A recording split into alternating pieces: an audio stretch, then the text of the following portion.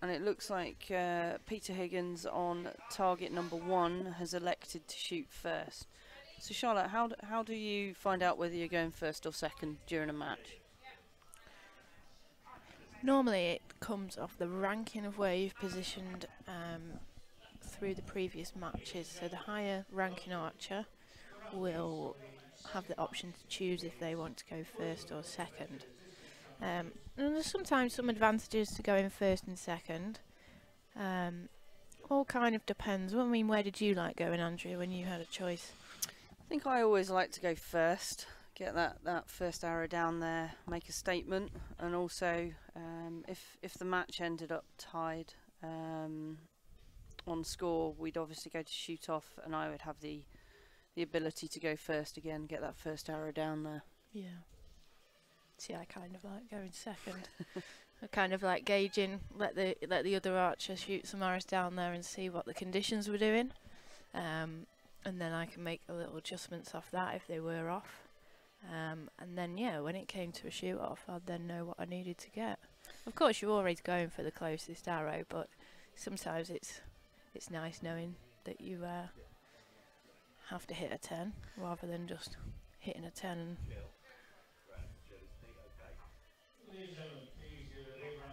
but again, it's all personal preference. Some days are different than others.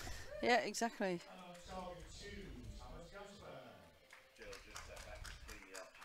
So the new rules have come in this year, where the archers have been given 30 seconds in which to shoot their arrow. It used to be 20 seconds, but obviously with para archers, some of the time that's quite a challenge, especially if they have somebody that has to load their bow for them.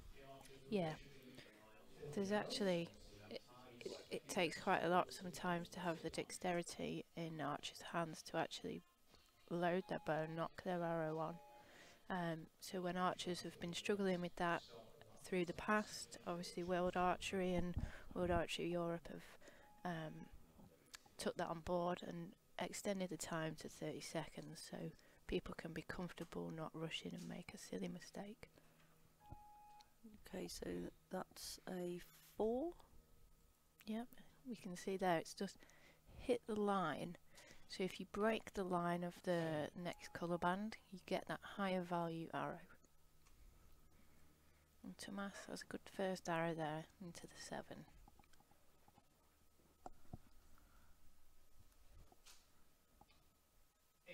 There we go. So Peter's now adjusted and is back towards the middle. So maybe a bit of nerves on that first one. It was quite a fast shot for Pete. Yeah. So we've got a few people building up in the crowd now, just off to the right of the archers. That's very nice. Just out of the 10. And neither of these two archers are used to shooting on this AstroTurf. That's very nice from Tomas. Just 2 arrows there that have broke the line of that 9 ring, so he scores 9 with both those arrows and a 7. Pete with a 9, 8 and a 3 that could possibly be a 4. It's been marked as a asterisk and now it's been upgraded to a 4, so it has broke that line.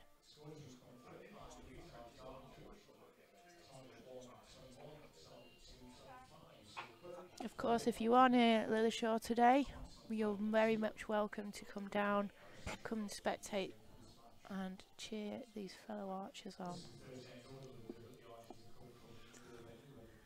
So we got 25 points for Thomas and 21 for Peter, so still all to play for.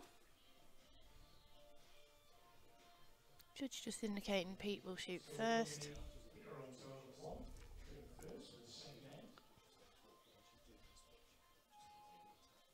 And that point towards the target is just to let the director of shooting know that the field of play is clear and ready for the archers to start the next end.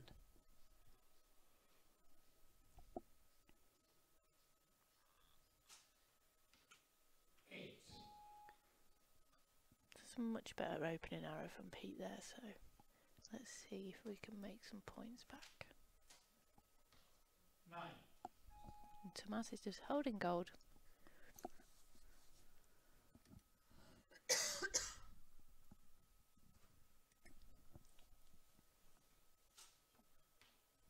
Ooh, another loose arrow from Pete.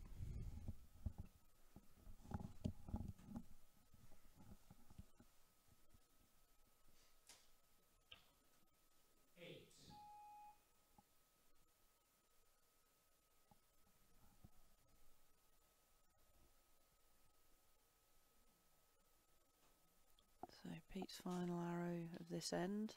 6. All his arrows are off to the right, so I assume he's going to be making some either sight adjustments or he will aim off. Which recurve archers or W1s tend to do a little more than compound archers. Yeah, and aiming off, it really is what it says on the tin.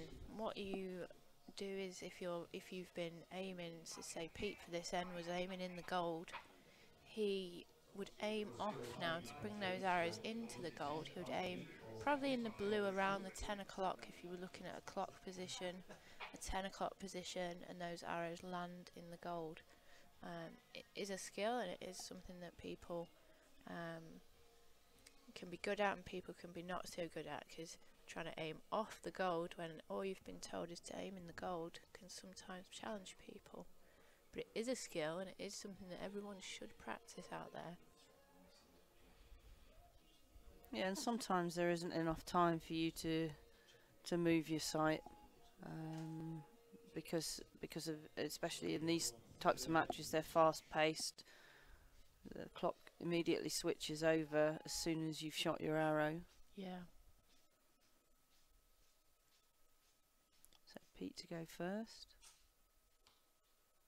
7. Seemed more settled in that shot, but still on that right side.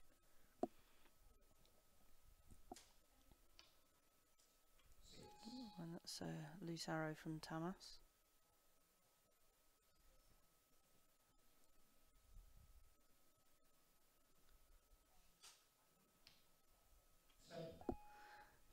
He's getting some good groupings. Yeah.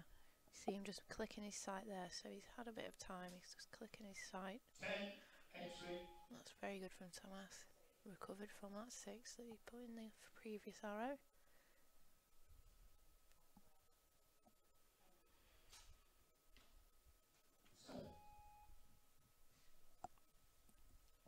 Pete's still on the right hand side. Most sites these days actually require quite a lot of moving because they're very fine control. Yeah, yeah. They seem to have gone the past few years is gone to a very I'm trying to think of the word. It's a bit early. A very minute click rate to move the sight. So for every millimetre of adjustment on your sight, it used to take maybe 10 clicks to get a millimetre. Now it takes more like 20 clicks. So there's a different ratio there, which if you've got struggling with your hands, I mean, I know I find the grips on my sight and it's quite stiff, that it can actually hurt your hands a little bit. So some guys may struggle to actually turn their sights and choose a sight in that respect that is more easy to adjust. Here on top, on you shoot first.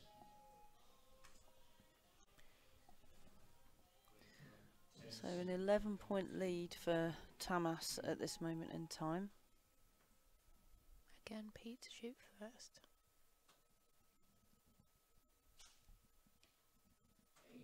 He's getting a bit closer. So he'll be debating now. Do I move my sight again? Oh, and that's 2 points back for Peter.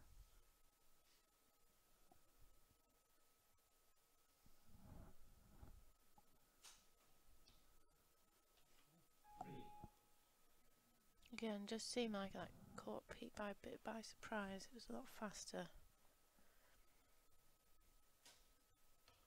9. And Tamas back in the middle of the target. Last arrow of this end for Peter. 6. Just doesn't seem to have settled. 9. Again, that arrow's cut the line, so he'll score the Harry value of 9 points with that one. So Peter's on 78 after those arrows, and Tamas is on 96.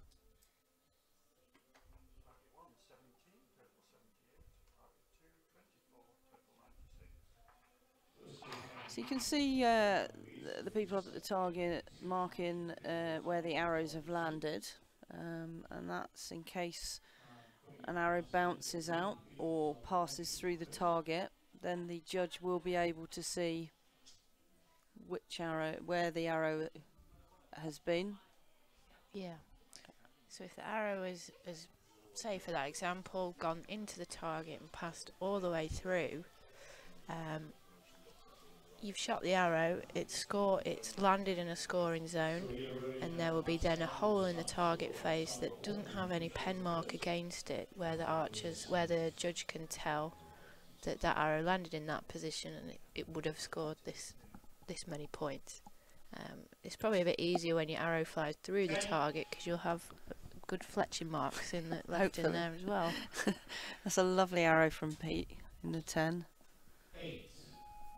And Tamas, just the past couple of ends, he's gone to that right side. So if the sun's coming round maybe a little bit now, he's just gone to that right side of the gold.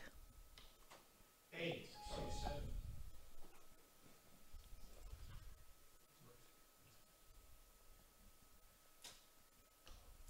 9. It's a good adjustment from Tamas to get it back into the middle. Seems that if he does have his first arrow's a little bit loose, he's able to make those adjustments. Yeah, it's great.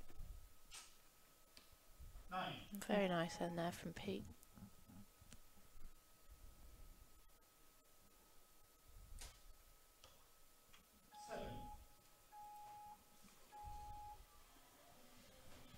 7. So the match is decided. 104 for Pete and 120 for Tamas. So quite a comprehensive win for Tamas this time.